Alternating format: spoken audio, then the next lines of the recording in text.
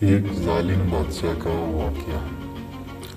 ملک غور کا بادشاہ بہت ظالم تھا۔ لوگوں کے مویشی زبردستی پکڑوا لیتا، ان سے سخت کام لیا جاتا اور دانے گھاس کی پرواہ کوئی نہ کرتا۔ نتیجہ یہ کہ اچھے خاصے تندرست جانور ایک دو ماہ میں ہلاک ہو جاتے۔ بادشاہ ایک مرتبہ شکار کھیلتے شکار سے بچھڑ گیا۔ رات ہوئی تو ایک گاؤں میں ٹھہرا، دیکھا کہ ایک کسان اپنے گدھے کو ڈنڈے سے مار مار کر اس کی ہڈیاں توڑ ڈالتا ہے۔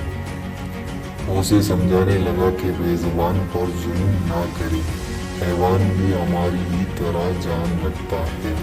کسان پورا فلسفی تھا مگر بادشاہ کو نہیں پہچانتا تھا۔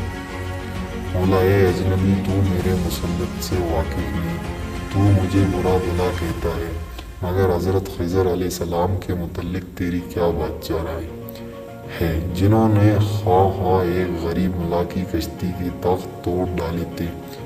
انہوں نے کہا اس علاقے کا ظالم بادشاہ اچھی کشتیاں چھین لیتا تھا۔ حضرت خضر نے جان بوجھ کر اس کشتی کو عیبدار بنا دیا تھا تاکہ ظالم اس کی طرف لالچ سے نہ دیکھے۔ کسان نے کہا، پھر عین میل بھی جائز ہے، میں اپنے گدھے کو اس لیے زخمی کر رہا ہوں تاکہ بادشاہ کی عریض نظر اندر نہ پڑے۔ تندرست گدھا ظالم بادشاہ کے قبضے میں چلے جانے سے یوں ہی بہتر ہے کہ وہ زخمی ہو اور میرے ہاتھ میں رہے۔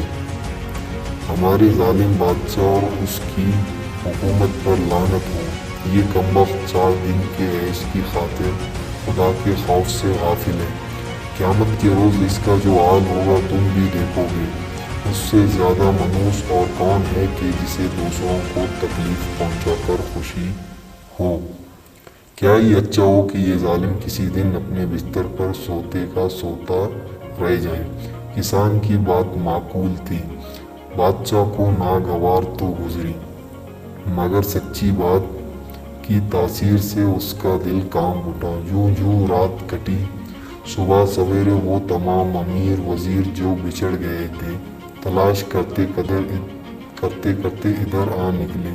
سارا گاؤں لشکر سے بھر گیا، سب وہاں ٹھہرے اور کھانا کھا کر آرام کیا۔ بادشاہ کو ذرا سکون ہوا تو بدتمیز کسان یاد آیا۔ سپاہی آگے اور اسے گرفتار کر کے بادشاہ کے سامنے لے آئے۔ بادشاہ نے جلاد کو سر اڑانے کا حکم دیا۔ جب کسان نے دیکھا کہ موت سر پر آ پہنچی ہے تو جو جی میں آیا عزت کہتے گزرا۔ قاعدہ ہے کہ تم قلم کے سر پر چاقو چلتا ہے تو اس کی زبان اور تیز ہو جاتی ہے۔ بولا، ایسے ظالم، ایک مجھے مارا تو کیا تیرے ظلم وجود کی بدولت ساری دنیا خوش ہے؟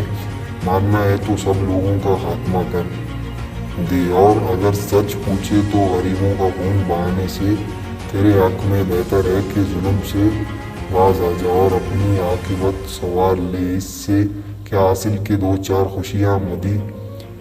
خوشامدی مفت خور تیرے سامنے بڑے تعریف کرے اور ساری دنیا پیٹھ پیچھے تجھے لعنت ملامت کرتی رہے۔ سچی بات اپنا اثر دکھایا۔ ظالم بادشاہ کو اپنی غلطی کا احساس ہوا۔ غریب کسان جان بخش دی اور شکرانے کے طور پر اس گاؤں کی نمبرداری اس کسان کے حوالے کر دی۔ پیارے بچوں، ہمیں بھی چاہیے کہ ہم ایک دوسرے کو اس کے عیب بتائیں تاکہ وہ اپنے عیب کو درست کر سکے اور اچھا انسان بن جائے۔